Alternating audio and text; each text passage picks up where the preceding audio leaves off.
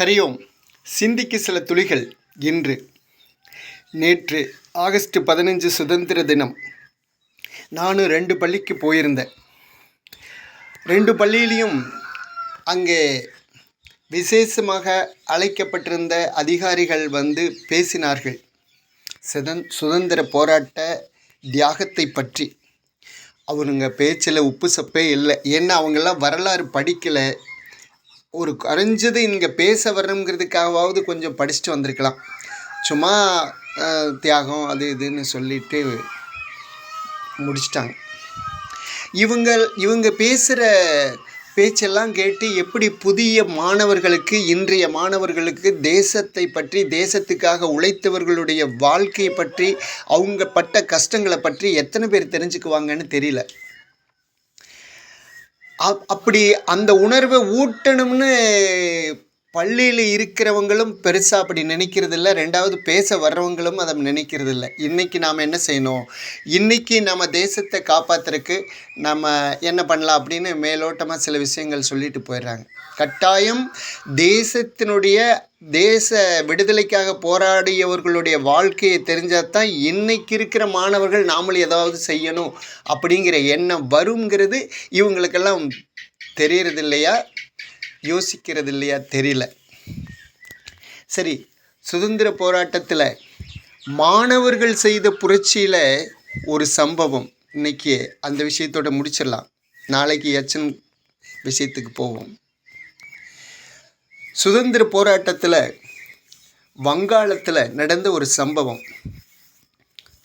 வங்காளத்தில் ஒரு 6வது 7வது படிக்கக்கூடிய மாணவர்கள், 11 வயசு மாணவர்கள், 6வது படிக்கக்கூடிய மாணவர்களாம் சேர்ந்து இன்றைக்கி நாம் புரட்சி பண்ணணும்னு முடிவு பண்ணுறாங்க.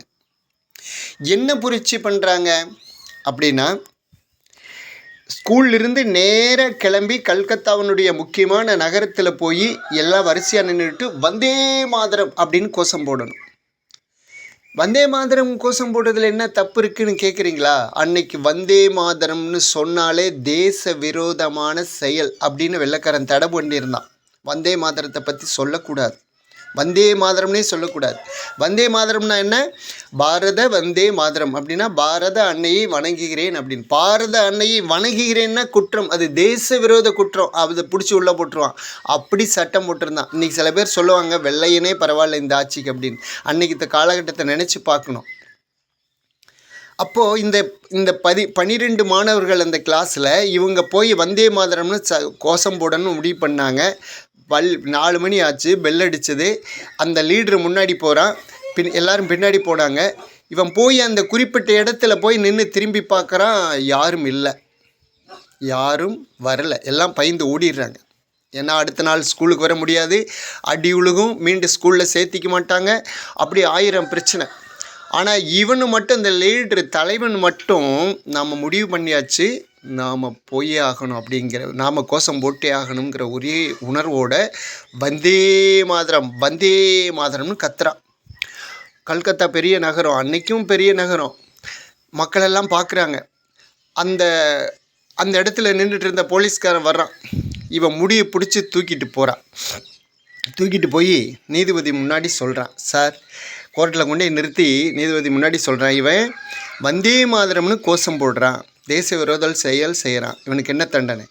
டேய் படிக்கிற பையன், படுவா, மன்னிப்புன்னு சொல்லிடுடா, விட்டுறேன் அப்படின்னு அவர் சொல்லுவார். மன்னிப்பெல்லாம் கேட்க முடியாது. என் அன்னையை வணங்குகிறேன் என்று சொன்னால் என்ன தப்பு? வந்தே மாதரம்ங்கிறான் கோர்ட்டில். உடனே அவனை 14 கசையடி கொடுத்து இவனை அனுப்பிடு அப்படிங்கிறார் தீர்ப்பு. கசையடினா சாட்டையில் 14 அடி. இவனை கல்கத்தா நகருக்கு கொண்டு வந்து நிறுத்துகிறாங்க. இவனுடைய உடையெல்லாம் கழட்டுறாங்க, வெறும் உடம்போடு நிறுத்துகிறாங்க, சாட்டையில் அடிக்கிறாங்க. ஐயோ அம்மானு தான் அழுவான். இல்லை, ஒவ்வொரு அடிக்கும் ரத்தம் பீரிடுது. ஆனால் இவன் வந்தே மாதரம்ங்கிறான். ஒவ்வொரு அடிக்கும் வந்தே மாதரம்ங்கிறான். 3வது அடி வந்தே மாதரம், 4வது அடி வந்தே மாதரம். ஒரு 8 அடி உளுந்த உடனே இவனால் நிற்க முடியல, கீழே விழுந்துடுறான். ஆனால் வந்தே மாதரம் கோஷம். இதுக்கு மேலே அவரால் அந்த போலீஸ்காரர்களை அடிக்க முடியல, அவர் போயிடுறார். ஆனால் அங்கே கூடி இருந்த மக்கள் ஓடி வந்து அவனை தூக்கி தலையில் வச்சுட்டு வந்தே மாதரம் வந்தே மாதரம் வந்தே மாதரம் கோஷம். இந்த செய்தி அடுத்த நாள் பரவுது. டெல்லியில் வந்தே மாதரம், மும்பையில் வந்தே மாதரம், சென்னையில் வந்தே மாதரம், இப்படி நாடு முழுக்க எல்லா இடத்துலையும் பயங்கர ஒரு விழிப்புணர்வு, பயங்கர ஒரு புரட்சி ஏற்படுத்தின அந்த சின்ன பையனுடைய தைரியம்.